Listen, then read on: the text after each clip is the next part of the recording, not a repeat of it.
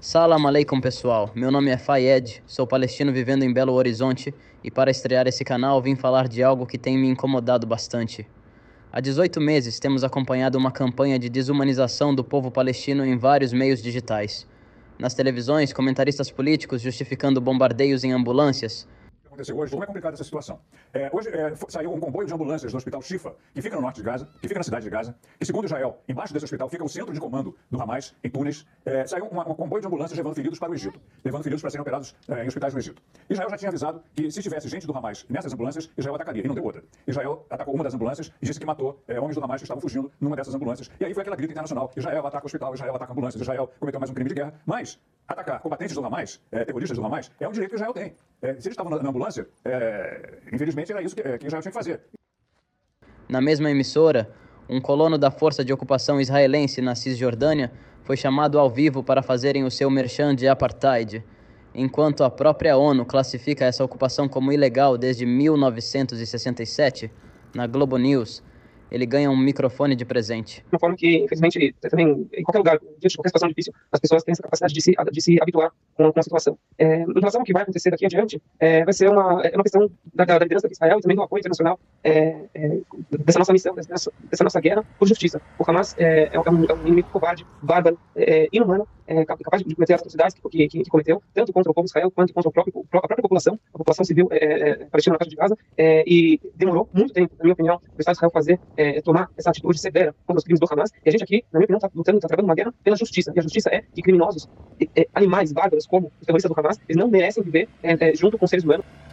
Alguém que apenas se informa por veículos midiáticos brasileiros ainda deve achar que Israel é a maior vítima dessa situação e que as mortes em Gaza não passam de tragédias inevitáveis diante de uma guerra de autodefesa travada por Israel, e os verdadeiros culpados por essa tragédia é o terrorismo do Hamas.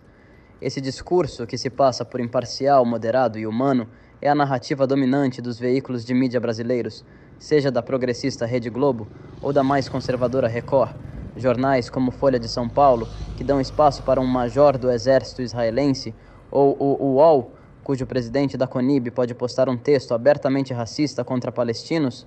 Todos eles seguem esse mesmo discurso de uma perspectiva israelense, o lado civilizado, travando uma batalha contra a barbárie. Quando chega na hora de cobrir os crimes de guerra de Israel, adotam a linguagem mais cínica e passiva, sempre dando prioridade à versão israelense, enquanto as denúncias palestinas viram acusações do Hamas. Ao falar do número de palestinos mortos, sempre se referem ao Ministério de Saúde do grupo terrorista Hamas, já descredibilizando as denúncias, ainda que o Ministério de Saúde de Gaza, seu verdadeiro nome, historicamente corroborado tanto por Israel, ONU, OMS e até ONGs israelenses, como B'Tselem, mesmo os hospitais trabalhando sob bombardeios diários e tendo seus funcionários presos ou mortos. Nada disso é o suficiente para o jornalismo brasileiro, que nos últimos 18 meses viraram oficialmente assessores de imprensa do maior genocídio do século.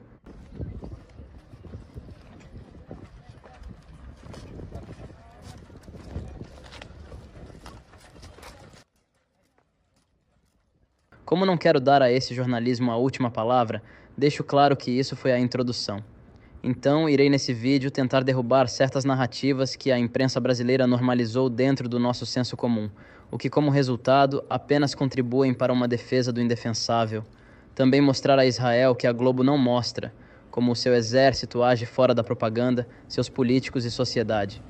Nos poucos momentos na mídia tradicional, onde Israel é condenada por cometer os seus crimes de guerra, a abordagem sobre o incidente é sempre o tratando como um erro de cálculo, algo como um bombardeio culposo, quando não há a intenção de matar.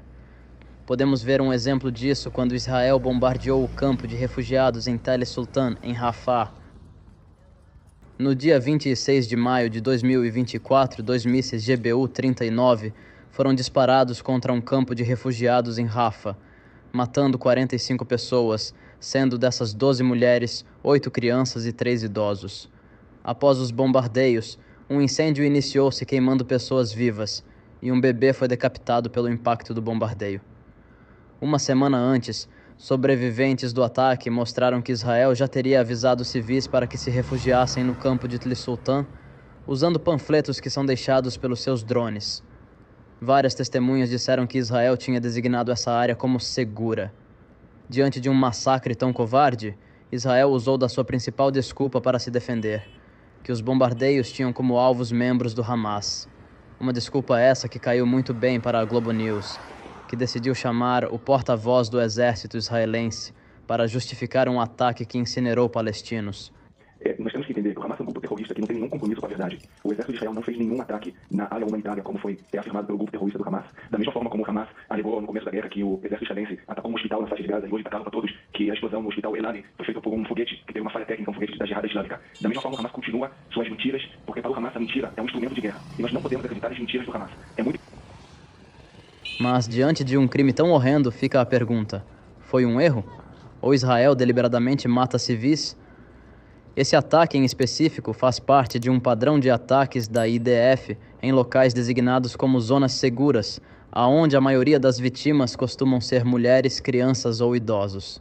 Uma análise da BBC mostrou que desde maio do ano passado, Israel bombardeou 97 vezes em zonas que declararam seguras, matando pelo menos 550 pessoas.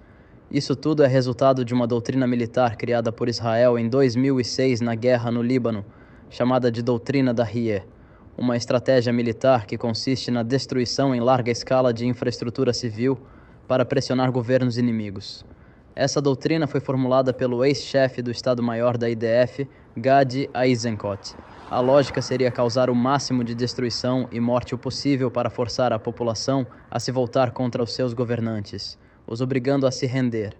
Eisenkot explicou em uma entrevista para o canal N12 israelense em 2008 sobre essa doutrina. O que aconteceu no bairro da Riyad Beirut em 2006 acontecerá em todas as vilas de onde dispararem tiros na direção de Israel. Usaremos poder desproporcional e causaremos danos e destruição imensos. Da nossa perspectiva, essas são bases militares. Isso não é uma sugestão. É um plano que já foi autorizado. Se olharmos para os ataques de Israel em Gaza desde então, veremos que essa doutrina tem sido a estratégia dominante israelense, seja na guerra de 2008, em que 1.417 palestinos foram mortos, ou na Operação Margem Protetora em 2014, em que 2.300 palestinos foram mortos. E hoje, com o genocídio em Gaza ainda em curso, pelo menos 61 mil palestinos mortos, o atual ministro da Defesa, Israel Katz, deixou claro que essa doutrina continua ativa, ameaçando palestinos com destruição e anexação, caso o Hamas não se renda.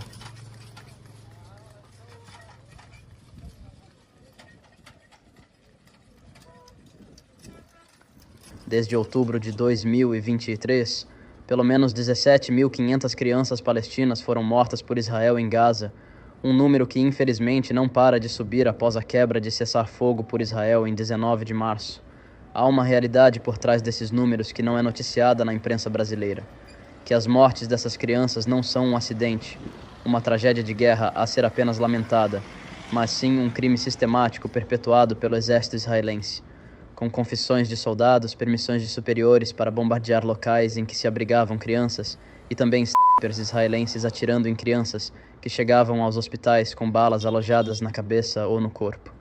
No dia 9 de outubro de 2024, o New York Times publicou uma reportagem em que 65 médicos americanos que voluntariaram em Gaza relatavam o que tinham visto nos hospitais em que trabalharam, sendo que 44 disseram que viram vários casos de crianças que tinham sido alvejadas na cabeça ou no corpo.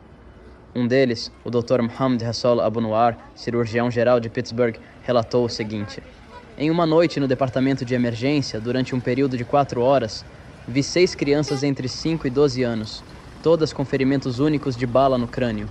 Em um relato mais explícito, o cirurgião ortopédico Dr. Khawaja Ikram disse: "Um dia, enquanto estava no pronto-socorro, vi uma criança de 3 anos e outra de 5 anos, cada uma com um único buraco de bala na cabeça.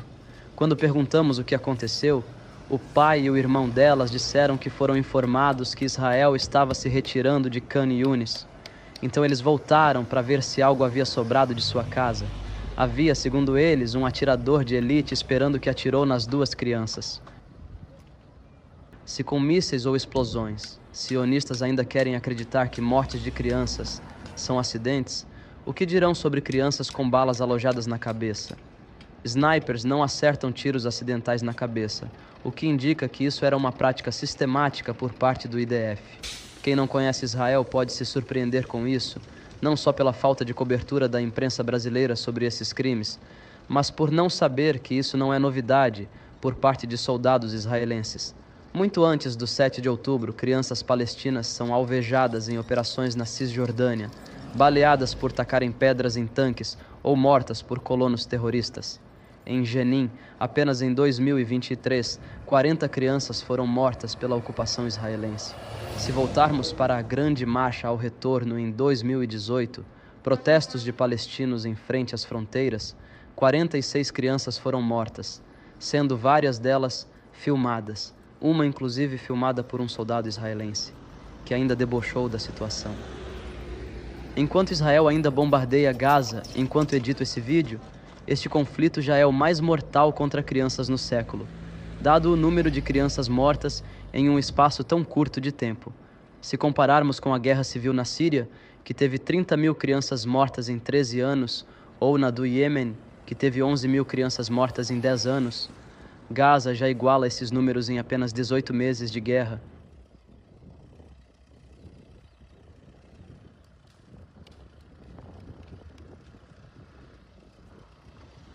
Segundo o terceiro elemento do artigo 2 da Convenção de 1948 sobre genocídio, um autor de tal crime precisa submeter o grupo a condições de vida que levem à sua destruição física, como bloqueios humanitários e deslocamentos forçados. Enquanto edito este vídeo, já se fazem 7 semanas em que não entra ajuda humanitária em Gaza por conta do bloqueio israelense.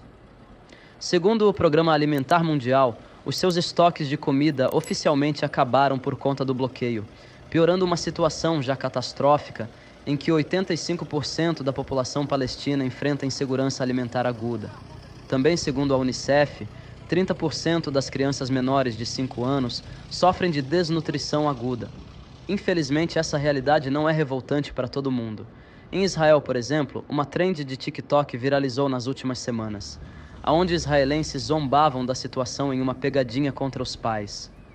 שלום, מדברת שילת, אני מעמותת יד לתורם, אני רוצה לדעת אם את מעוניינת לתרום לילדים עזתים מהרצועה. לתרום למי?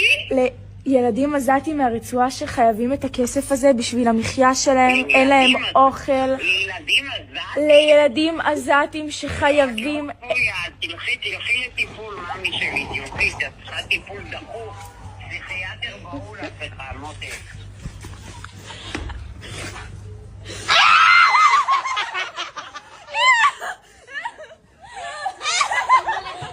O que também tem sido costume por parte de israelenses é bloquear a entrada de caminhões de ajuda humanitária, um ato em que até as suas crianças são incentivadas, como neste vídeo.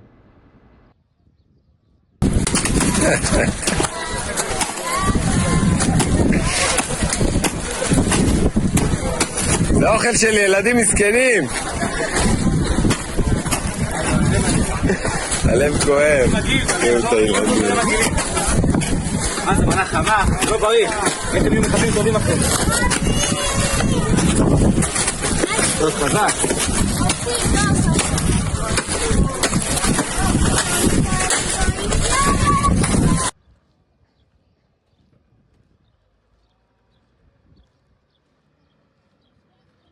Os poucos motivos para ter esperança agora em relação ao futuro de Gaza e palestinos no geral é o próprio enfraquecimento de Netanyahu politicamente e a opinião mundial sobre Israel em ruínas.